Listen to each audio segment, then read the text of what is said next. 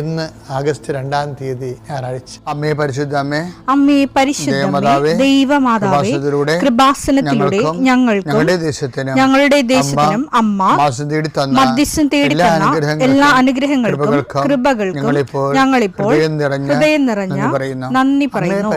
അമ്മേ പരിശുദ്ധമ്മേ ദൈവമാതാവേ, 2004 ഡിസംബർ 7-ാം തീയതി ഉച്ചകഴിഞ്ഞ് 2:30 കൃപാസനത്തിൽ സംഭവിച്ച അമ്മയുടെ പ്രത്യക്ഷപ്പെടലിനെക്കുറിച്ച് തിരുസഭയ്ക്ക് സമർപ്പിച്ചിരിക്കുന്ന പഠനരേഖകളുടെ മേൽ സഭാത്മകമായ പഠനം ആരംഭിക്കുവാൻ ഞങ്ങൾ പ്രാർത്ഥിക്കുന്നു. അമ്മേ പരിശുദ്ധമേ, ഭൂസ്വർലോകങ്ങളുടെ രാജ്ഞിയായ അങ്ങേയ്ക്ക് ഭൗമസംരക്ഷണത്തിനായി പ്രപഞ്ചപ്രകൃതിയെ തന്നെ തിരുസഭ പ്രതിഷ്ഠിക്കുവാൻ ഈ പ്രത്യക്ഷീകരണം വഴി ഇടയാക്കണമേ. പരിശുദ്ധമേ, ജപമാല മാതാവേ, സകല കൃപാസനം പ്രാർത്ഥനയോടും ചേർത്ത് ഞങ്ങളിപ്പോൾ പ്രാർത്ഥിക്കുന്ന ഈ കുടുംബത്തിന്റെ പ്രത്യേക നിയോഗം മക്കളെ.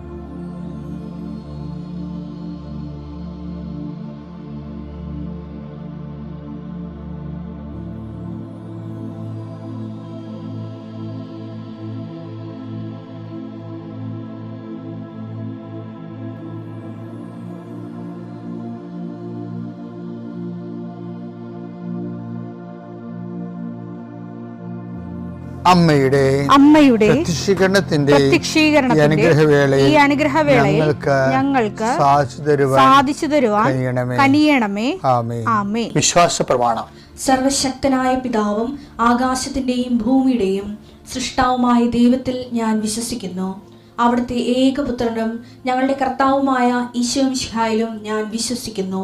ഈ പുത്രൻ പരിശുദ്ധാത്മാവിനാൽ ഗർഭസ്ഥനായി കന്യകാമറിയത്തിൽ നിന്ന് പിറന്ന് പൊന്തിയോസ് പീലാത്തോസിന്റെ കാലത്ത് പീഡകൾ സഹിച്ച് കുരിശിൽ തറയ്ക്കപ്പെട്ട് മരിച്ച് അടക്കപ്പെട്ട് പാതാളങ്ങളിൽ ഇറങ്ങി മരിച്ചവരുടെ ഇടയിൽ നിന്ന് 3-ാം നാൾ ഉയർത്ത് സ്വർഗത്തിലേക്ക് എഴുന്നള്ളി സർവശക്തിയുള്ള പിതാവായ ദൈവത്തിന്റെ വലതുഭാഗത്തിരിക്കുന്നു.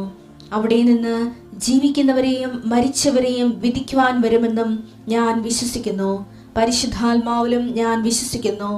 വിശുദ്ധ കത്തോലിക്കാ സഭയിലും പുണ്യവാന്മാരുടെ ഐക്യത്തിലും പാപങ്ങളുടെ മോചനത്തിലും ശരീരത്തിന്റെ ഉയർപ്പിലും നിത്യമായ ജീവിതത്തിലും ഞാൻ വിശ്വസിക്കുന്നു. ആമേൻ. സ്വർഗ്ഗസ്ഥനായ ഞങ്ങളുടെ പിതാവേ, അങ്ങയുടെ നാമം പൂജിതമാകണമേ. അങ്ങയുടെ രാജ്യം വരണമേ. അങ്ങയുടെ തിരുമനസ് സ്വർഗത്തിലെ പോലെ ഭൂമിയിലും ആകണമേ. അന്നു വേണ്ടുന്ന ആഹാരം ഇന്ന് ഞങ്ങൾക്ക് തരണമേ. ഞങ്ങളോട് തെറ്റ് ചെയ്യുന്നവരോട് ഞങ്ങൾ ക്ഷമിക്കുന്നത് പോലെ ഞങ്ങളുടെ തെറ്റുകൾ ഞങ്ങളോടും ക്ഷമിക്കണമേ. ഞങ്ങളെ പ്രലോഭനത്തിൽ ഉൾപ്പെടുത്തരുതേ, തിന്മയിൽ ഞങ്ങൾ രക്ഷിക്കണമേ. ആമേൻ. നന്മ നിറഞ്ഞ മറിയമേ, സ്വസ്തി. കർത്താവ് അങ്ങയുടെ കൂടെ സ്ത്രീകളിൽ അങ്ങ് അനുഗ്രഹിക്കപ്പെട്ടവളാകുന്നു. അങ്ങയുടെ ഉദരത്തിൻ ഫലമായി ഈശോ അനുഗ്രഹിക്കപ്പെട്ടവനാകുന്നു. പരിശുദ്ധ മറിയമേ, തമ്പുരാന്റെ അമ്മേ, പാപികളായ ഞങ്ങൾക്ക് വേണ്ടി ഇപ്പോഴും ഞങ്ങളുടെ മരണസമയത്തും തമ്പുരാനോട് അപേക്ഷിക്കണമേ. ആമേൻ. കർത്താവേ, നിന്റെ ഉന്നതമായ നാമത്തിന് സ്തോത്രം ചെയ്യുന്നു. കർത്താവേ, നിന്റെ വിശുദ്ധ പൗരോഹിത്യത്തെ മഹത്വപ്പെടുത്തണം. കർത്താവെ, സഭയിലുള്ള സാന്നിധ്യം പ്രകടമാക്കണം. 40 വർഷം അർപ്പിച്ച കൃപയുടെ യുഗതിയായി കൃപാസ്ഥാനത്താരെ ജീവനോടെ പ്രത്യക്ഷപ്പെട്ട പരിശുദ്ധ അമ്മയുടെ മാധ്യസ്ഥത്തിലെ കർത്താവെ, ഈ ദിവസം വെളുപ്പാങ്കാലത്ത് എഴുന്നേറ്റിരുന്നത് കൂടുന്നവരുണ്ട്. സമയം രാവിലെ ഇപ്പോൾ കിട്ടാത്ത കാരണം പിന്നീട് കൂടുന്ന മക്കളുമുണ്ട്. ആരായാലും ശരി കർത്താവെ, അവരെ നീ ആശീർവദിക്കണം. ഇന്നത്തെ ദിവസം അവരുടെ അശ്രദ്ധ കൊണ്ടായിരിക്കും ചിലപ്പോൾ സമയത്ത് അവരത് ഓർത്ത് കാണത്തില്ലായിരിക്കും. പക്ഷെ അകപ്പെട്ടു പോയി. അങ്ങനെയുള്ളവരെ കർത്താവ് ശിക്ഷിക്കരുത്. മനുഷ്യൻ്റെ അകപ്പെട്ടു പോയ ഇടങ്ങൾ തോറ്റ് പരീക്ഷയുടെ പാതാളത്തിൽ പോയ ആൾക്കാരുണ്ട്. ഇൻ്റർവ്യൂവിന് തോറ്റ് വിസ പ്രോസസ്സിങ്ങിൽ പെട്ടുപോയവരുണ്ട്. അതിൻ്റെ ഒരു പാതാളം നിങ്ങളുടെ മുമ്പിലുണ്ട്. ഓരോ ബിസിനസ്സുകൾ, ഓരോ കച്ചവടങ്ങൾ നഷ്ടം വന്ന് നഷ്ടത്തിൻ്റെ പാതാളത്തിൽ പോയ ആൾക്കാരുണ്ട്. ഈശോയെ, രോഗങ്ങൾക്ക് മരുന്ന് കഴിച്ച് ഓപ്പറേഷനുമായി. ഓപ്പറേഷൻ ഡോക്ടർ തന്നെ പറയുന്നു ഓപ്പറേഷൻ ചെയ്താലും ശരിയാകുമെന്ന് അറിയത്തില്ലെന്ന് പറയുമ്പോൾ രോഗത്തിൻ്റെ പാതാളത്തിൽ അകപ്പെട്ടവരുണ്ട്. പക്ഷേ ഓരോ രാജ്യങ്ങളിൽ മെഡിസിനൊക്കെ എടുത്തിട്ട് തിരിച്ചു വന്നിട്ട് ഇന്ത്യൻ പരീക്ഷ എഴുതിയിട്ട് തോറ്റുപോയവരുണ്ട്. അവർക്ക് ആത്മവിശ്വാസം നഷ്ടപ്പെട്ടു പോയവരുണ്ട്. വിവിധ രാജ്യങ്ങളിൽ കർത്താവെ ഓരോരോ പരീക്ഷകൾ, അതുപോലെ തന്നെ ഓരോ തരത്തിലുള്ള തീസിസ് വർക്കുകൾ, PhD തീസിസ് വർക്കുകൾ, ചില പാതാളങ്ങളിൽ ചെന്ന് അകപ്പെട്ടവരുണ്ട് ഈശോയെ. ചില ഗുരുക്കന്മാർ, ഗൈഡുമാർ ശിക്ഷിക്കുന്നവരുണ്ട്. മാനസികമായ പലതരത്തിലുള്ള സാഡിസ്റ്റുകളായിട്ടുള്ളവരുണ്ട് ഈശോയെ. അങ്ങനെയുള്ള പാതാളങ്ങളിൽ ചെന്ന് അകപ്പെട്ടവരുണ്ട് ഈശോയെ. ഇതുപോലെ ഓരോ വിഷയങ്ങളും മനുഷ്യൻ അനുഭവിക്കുന്ന സാമ്പത്തിക ചില കടങ്ങൾ, ചിലയിടത്ത് കൊണ്ട് പണയം വെച്ചിട്ട് അവസാനം നമ്മുടെ കിഡ്നി വരെ വിറ്റാലും തീരാത്ത അവസ്ഥയിൽ പുതിയ പലിശക്കടങ്ങൾ വന്ന് പാതാളത്തിൽ അകപ്പെട്ടവരുണ്ട് ഈശോയെ. അടക്കപ്പെട്ട പ്രതീക്ഷകളെ കർത്താവ് നിൻ്റെ പ്രകാശത്താൽ പുതിയ പ്രത്യാശ നൽകിക്കൊണ്ട് യേശു ക്രിസ്തുവിൻ്റെ നാമത്തിൽ എന്തെല്ലാം വിഷയത്തെ ദൈവവേദനെ നീ ഇന്ന് വേദനിക്കുന്നുണ്ടോ അതെല്ലാം കർത്താവിൻ്റെ നാമത്തിൽ നീങ്ങിപ്പോകട്ടെ എന്ന് ഈശോ നാമത്തിൽ കൽപ്പിക്കുന്നു. നിത്യം പിതാവും പുത്രനും പരിശുദ്ധാത്മാവും സർവ്വേശ്വര എന്നേക്കും ആമേൻ. എൻ്റെ പ്രിയപ്പെട്ടവരെ, പിന്നെ നമ്മുടെ ജീവിതത്തിലെ ചില സമയത്തുണ്ടല്ലോ നോ ഐഡിയ. കഴിഞ്ഞ ദിവസം ഒരു വ്യക്തി എന്നോട് ചോദിച്ചേ, അച്ഛാ ഞാൻ നേഴ്സിങ്ങിന് പോകണോ അതാ CAക്ക് പോകണോ എന്ന് ചോദിച്ചു. തണ്ടിൻ്റെ പരീക്ഷ എഴുതി മടുത്തെന്ന് പറയാം. I know idea. അപ്പോൾ അവർക്ക് ഞാനൊരു മെസ്സേജ് എടുത്ത് കൊടുത്ത്. പക്ഷെ മെസ്സേജിൻ്റെ അകത്ത് ബ്ലോക്ക്, ഒരേ പോസിറ്റീവ് നെഗറ്റീവ് ഒരുമിച്ച് കയറി വന്നപ്പോൾ ബ്ലോക്കായി. അപ്പോൾ ഞാൻ ചോദിച്ചു നീ ഉടമ്പടി ഉഴപ്പിയല്ലേ ചോദിച്ചത്. ഉടമ്പടി ഉഴപ്പി. അപ്പോൾ ചിലർക്കൊക്കെ എന്നാ ധൈര്യമാണെന്ന് അറിയാമല്ലോ. ഉടമ്പടി ഉഴപ്പിട്ട് അടുത്താരെ കയറി വന്നേക്കും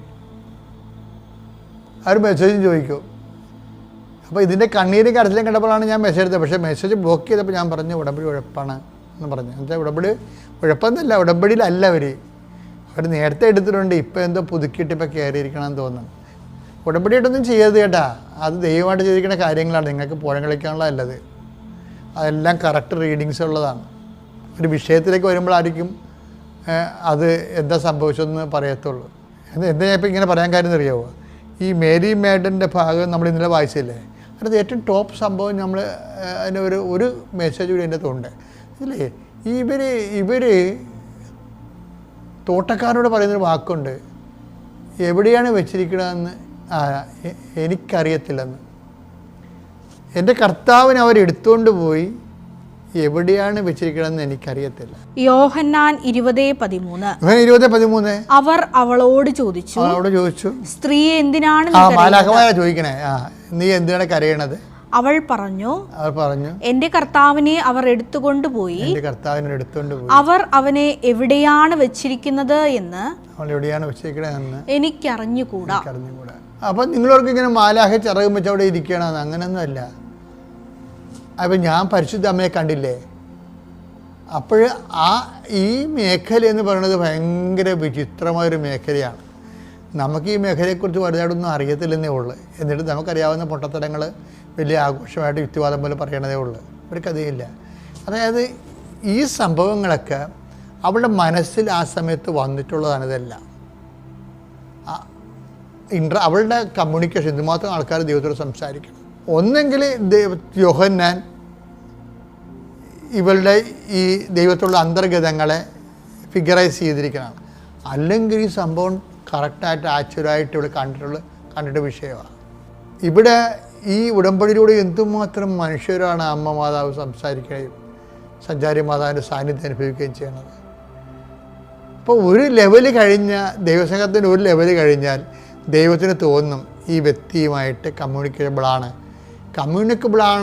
തിന്നേൽ ഇവൾ പിന്തിരിഞ്ഞ് പോകത്തില്ല എന്നൊക്കെ ദൈവത്തിനൊരു സെക്യൂരിറ്റി കിട്ടിക്കഴിഞ്ഞാൽ ദൈവം നമ്മോട് സംസാരിക്കുന്നതിന് ഒന്നും ഒരു കാര്യമില്ല, ഒരു തടസ്സമില്ല.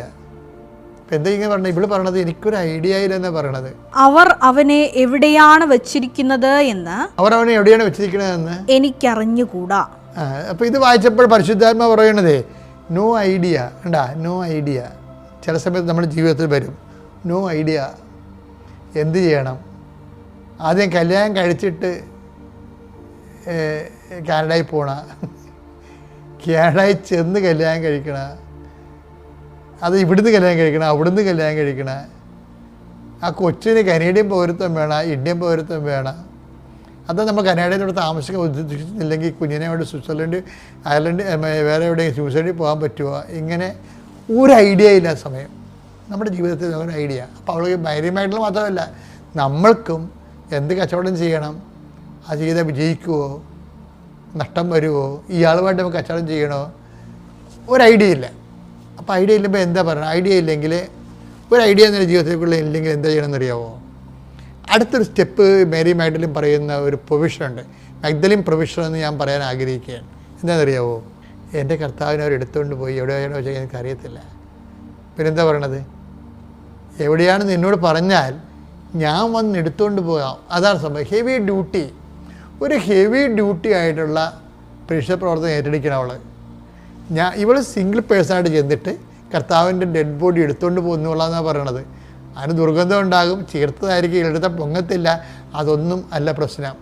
അവളുടെ ഇച്ഛാശക്തിയാണ്. അത് എടുക്കാനുള്ളൊരു മാനസിക താല്പര്യം കാണിക്കുമ്പോൾ പെട്ടെന്ന് ഈശോ വിളിക്കും, മറിയാം. ഞെട്ടിപ്പോ അവൾ റബ്ബൂനി എന്ന് വിളിക്കും.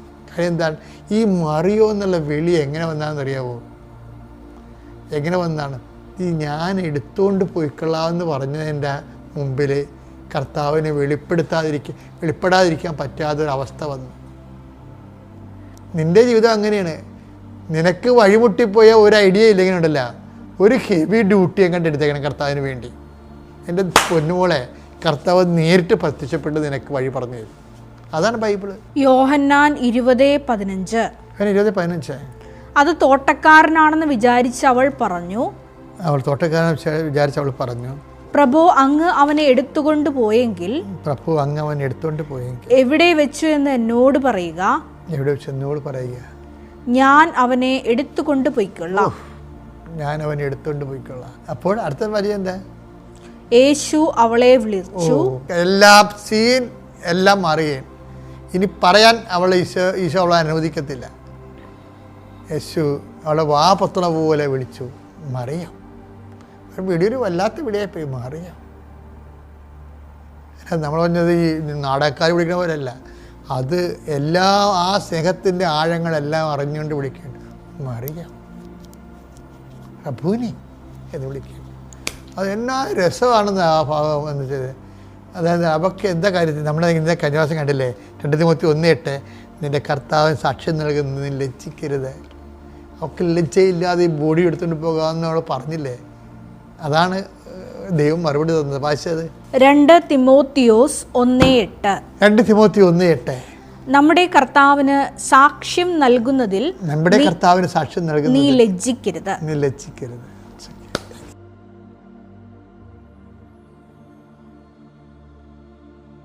അത്യപൂർവ ദൈവാനുഭവങ്ങൾ ഇനി നിങ്ങൾക്കും